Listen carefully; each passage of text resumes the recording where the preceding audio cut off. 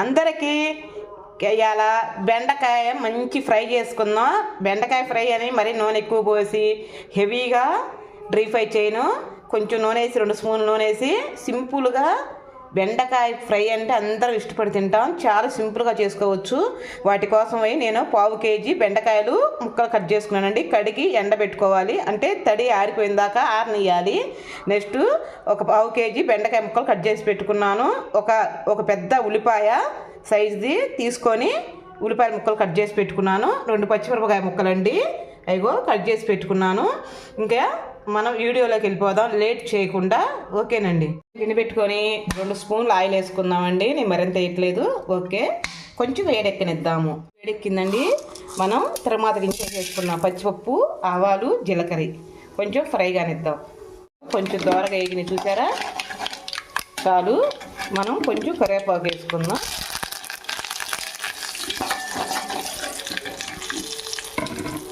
కరివేపాకు వేసుకున్నాక దాంట్లో మనం కట్ చేసి పెట్టుకున్నాం కదండి, అవి వేసేసుకుందాం. బెండకాయ ముక్కలు, ఉల్లిపాయ ముక్కలు అన్నీ వేసుకుందాం. కొంచెం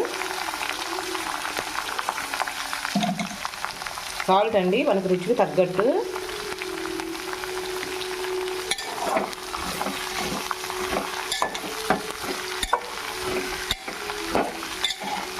మంచిగా ఇలా తిప్పుకుందాం ఒకసారి.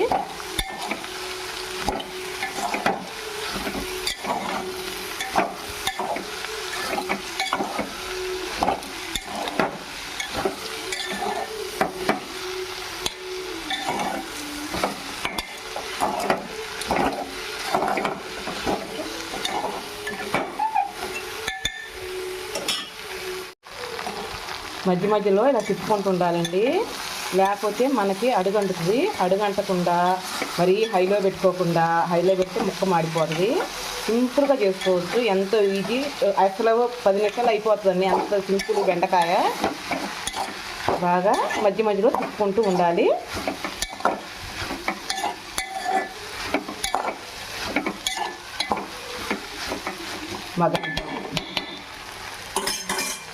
చూసారా మనకి ఎమ్మటే ఎలా మగ్గిందో, శుభ్రంగా మనకి ఫ్రై అయిందండి. ఫ్రై అంటే డ్రీ ఫ్రై కాదని చెప్పే కదా, చారు ఇంత మాత్రం ఉంటే ఇంకొక నిమిషం ఉంచుకొని కారపొడి కలుగుతున్నాం. ఇంకొక నిమిషం ఉంచుకుందామండి.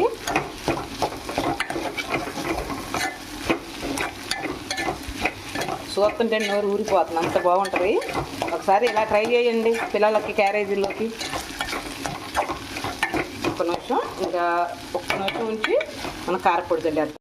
ఓకేనండి, వేగింది మనకి, బాగుంది. ఇంకా కారపొడి వేసుకోవటమేను. 1 స్పూన్ వేస్తున్నానండి ముందులా.